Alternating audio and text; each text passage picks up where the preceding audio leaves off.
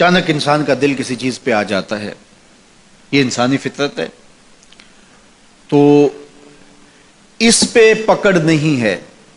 صوفیہ کہتے ہیں کہ تمہارا دل اتنا صاف ہو کہ تمہارے دل میں یہ بات بھی نہ آئے،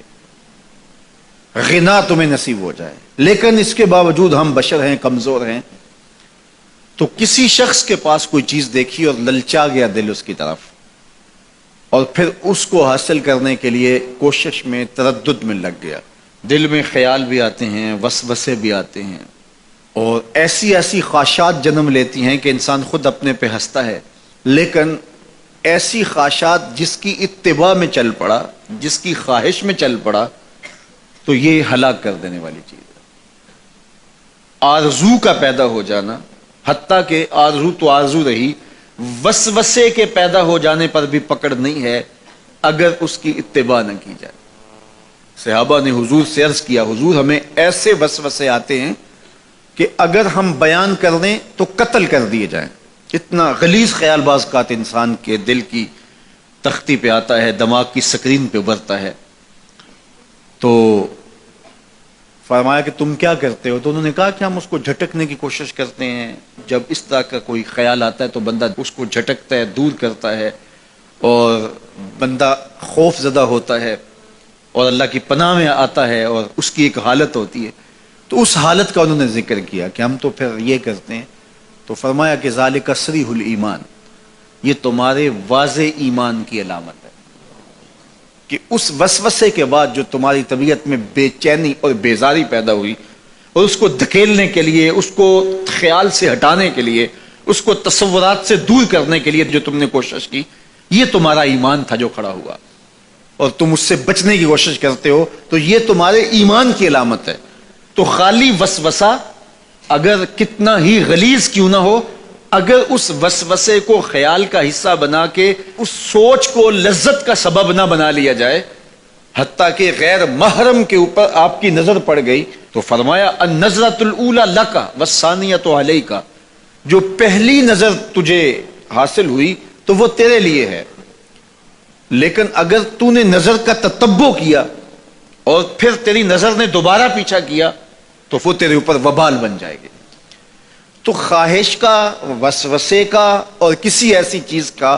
دل اور دماغ کی سکرین پہ ابھرنا اور خیال پیدا ہو جانا، یہ کوئی بات نہیں ہے۔ انسانی زندگی کے اندر کتنے ہزار خیالات جو ہے وہ انسان کے دماغ میں جو ہے وہ پیدا ہوتے ہیں، اور پیدا ہو کر کے مٹتے ہیں، پھر نئے پیدا ہوتے ہیں۔ کبھی بھی انسان کا دماغ خالی نہیں رہتا، ہر وقت سوچتا ہے۔ آپ اگر یہ طے کر لیں کہ میں کچھ نہیں سوچنا،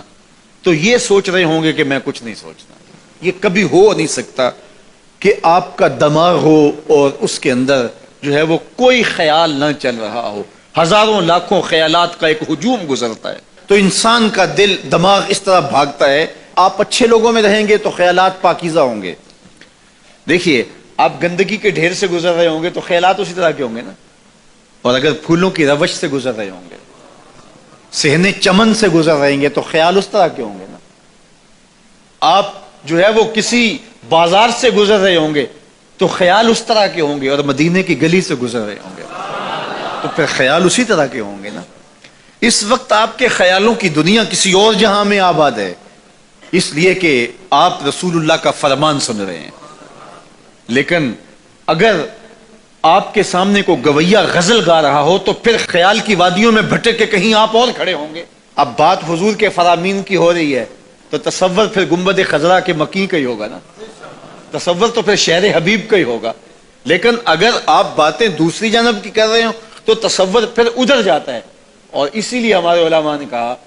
کہ گانے کی طرز پہ نعت نہیں پڑھنی چاہیے، اس لیے کہ گانے کی جو معروف طرز ہوگی، جب اس طرز پہ نعت پڑھی جائے گی تو سن آپ نعت رہے ہوں گے، طرز سے آپ کے دماغ اور آپ کے خیالات بھٹک کے کہیں اور چلے جائیں گے۔ اس لیے یہ گوارا ہی نہیں ہے کہ ذکر رسول اللہ کا اور خیال کہیں اور جا رہا ہو، خیال آوارہ ہو اور بھٹک رہا ہو۔ جب تذکرہ حضور کا ہو رہا ہو تو خیال بھی گنبد خضرا کے مکی کا ہی ہونا چاہیے۔ تو یہ بات ذہن میں رکھیے گا کہ یہ انسانی زندگی کے اندر انسان کا خیال بھی بھٹکتا ہے، سوچیں بھی بھٹکتی ہیں، دل میں بھی کئی کچھ آتا ہے، لیکن پکڑ اور گرفت اس وقت ہوتی ہے جب انسان اس خیال پہ اپنے آپ کو اس راہ پہ ڈال دیتا ہے.